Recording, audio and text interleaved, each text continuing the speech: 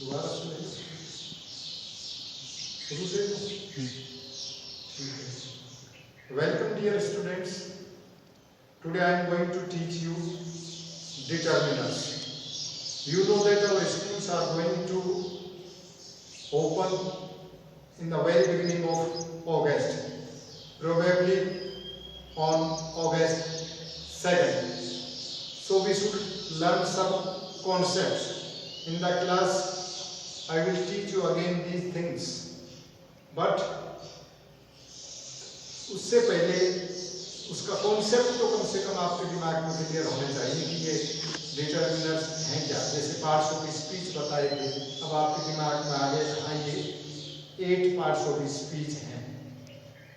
Determiners, ये सारे determiners हैं जो निर्धारक हैं, जो डिटरमाइन करते हैं, सुनिश्चित करते हैं कि आने वाली जो नाउन है वो किस प्रकार की होगी, वो सिंगुलर होगी, प्लूरल होगी, काउंटेबल होगी या अनकाउंटेबल होगी। ये नाउन के निर्धारक है, नाउन को निर्धारित कर देते हैं कि आने वाली नाउन कैसे होगी। एंड द आर्टिकल्स जिनको अपन कहते हैं, ये इंडेफिनिट आर्टिकल, डेफिनिट आर्टिकल, कोई एक एन आ गया इस मीन्स कोई एक है ना, एक कोई भी हो गया। एक व्यक्ति आपसे मिलने के लिए आया है, एक का मतलब कोई एक, और निश्चित होता तो उसको दूसरे रूप में वाक्य बनता है। दा है ये निश्चित नाम के लिए डेफिनेट आर्टिकल कहलाता है। आर्टिकल्स को हम अलग से पढ़ेंगे तब ए एन दा का प्रयोग बताया जाएगा। सम एनी दोनों का हिंदी में एक ही होता है। सम मानी कोई कुछ, एनी मानी कोई कुछ, लेकिन सम का प्रयोग अफर्मेटिव सेंटेंसेस में होता है और एनी नेगेटिव और इंटरोगेटिव सेंटेंसेस में। एग्जांपल अगर दें, some students are without uniform, ये हो गया। दूसरा, there isn't any student without uniform, कोई स्टूडेंट विदाउट यूनिफॉर्म नहीं है। इजंट नेगेटिव है तो एनी आए, कोई अर्थ है, कोई या कुछ के अर्थ में। ये सकारात्मक वाक्य, ये नेगेटिव और इंटरोगेटिव। मच और मीनिंग एक है। मच मानी खूब, खूब सारा, और मैनी मानी बहुत सारा, बहुत सारे। और ये अनकाउंटेबल है, जिन चीजों को काउंट नहीं कर सकते उनसे पहले मच आएगा। तो मच आएगा, इसका मतलब आने वाली जो नाउन होगी वो अनकाउंटेबल होगी। जैसे मच वाटर, मच मिल्क, ये हो गया। इसी तरह से मैनी है तो काउंटेबल आए। Many boys, many girls, many teachers, many trees, many buffaloes, इस प्रकार से ये डिटरमाइन कर देती है, सुनिश्चित हो जाता है कि अब इसके बाद जो नाउन आएगी वो प्लूरल की होगी और काउंटेबल होगी, मैनी आएगी। इसी प्रकार से ये देखिए, फ्यू है, फ्यू दा फ्यू, लिटिल है, लिटिल दा लिटिल।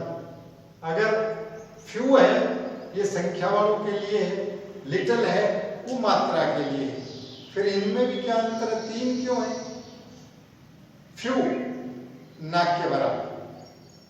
जैसे किसी स्कूल में 400 स्टूडेंट्स हैं और मात्र 2 या 3 बच्चे विदाउट यूनिफॉर्म है, तो यही कहा जाएगा आज ना के बराबर स्टूडेंट्स विदाउट यूनिफॉर्म है।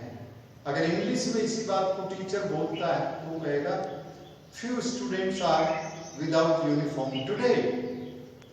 और देखा कि इसमें तो 10, 15, 20 स्टूडेंट्स हैं ना विदाउट यूनिफॉर्म है, तो वहां फ्यू का प्रयोग नहीं होगा।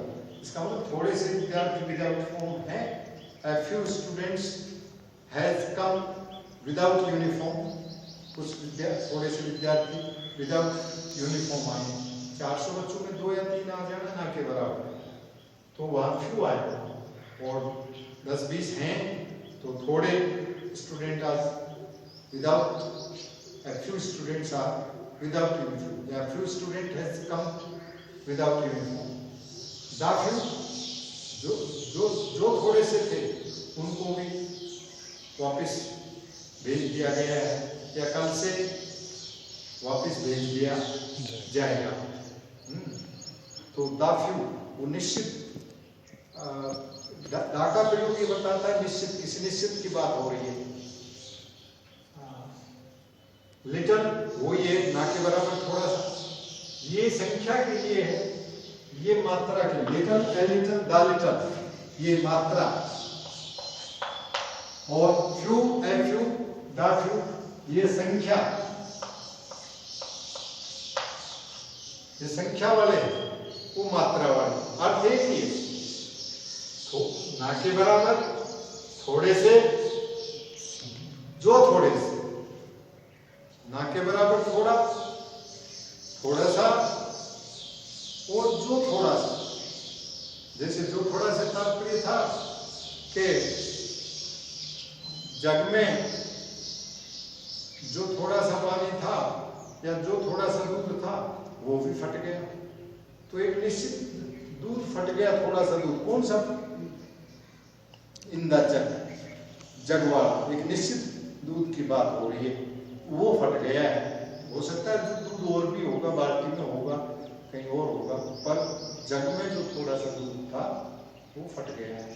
तो ये द लिटल, ये सुपरलेटिव, कंपैरेटिव और पॉजिटिव, पॉजिटिव, कंपैरेटिव, सुपरलेटिव, 3 डिग्रियां होती हैं। मच, मोर, मोस्ट, लिटिल, लेस, लीस्ट। तो ये भी डिटर्मिनर्स में है। मोस्ट भी डिटर्मिनर है, लीस्ट भी है। जैसे मच आ लिया, लिटिल भी आ लिया। ये केवल आपको ये जानकारी देने के लिए दिया है कि ये मच है, ये पॉजिटिव डिग्री है एडजेक्टिव की, मच, मोर, मोस्ट। इसी तरह से लिटिल ये पॉजिटिव, कंपैरेटिव और सुपरलेटिव है। लिटिल, लेस, लीस्ट, थोड़ा, उससे थोड़ा, सबसे थोड़ा। मच ज्यादा मात्रा में, उससे ज्यादा, सबसे ज्यादा। ये जैसे हैप्पी, हैप्पियर, हैप्पीएस्ट, टाल, taller, tallest, intelligent, more intelligent, most intelligent, ये होता है। Difficult, more difficult, most difficult. जैसे ये सुपरलेटिव 3 डिग्रीज होती है। इसी प्रकार से ये भी है, ये सारे ही डिटर्मिनर्स हैं। तो केवल आज आपको एक परिचय करवाया गया है, डिटर्मिनर्स क्या है ये बता दिया, जो किसी नाउन के आने का सुनिश्चित करते हैं, निर्धारक है कि आने वाली नाउन है वो कैसी हो, या नाउन का प्रयोग है उसको ये निर्धारित करते हैं, इसलिए निर्धारक हैं, डिटरमाइन करते हैं। उनको जो डिटरमाइन करता है उसको डिटर्मिनर्स कहते हैं। तो ये सारे डिटर्मिनर्स हैं।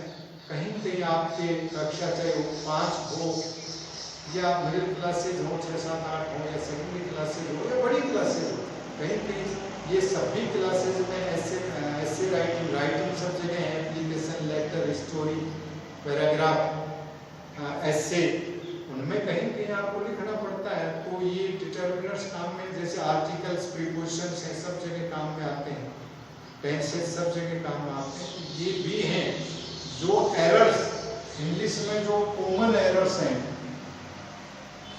एरर्स मीन्स त्रुटियां।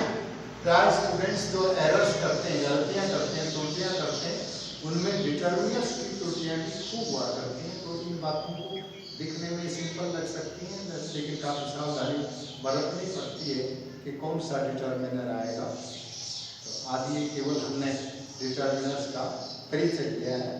इसी बात को क्लास में हम दोबारा पढ़ाएंगे, जहाँ भी एक्सरसाइज आएगी इनसे संबंधित आपको तो इस चीज़ को पकड़ लेंगे। हाँ, ये डिटर्मिनर है और इसको आप प्रयोग भी संक्षिप्त में सबने बताया था, उसको जो करके देखेंगे, कहीं कोई डाउट्स होंगे तो क्लास में आपका उसका समाधान किया जाएगा।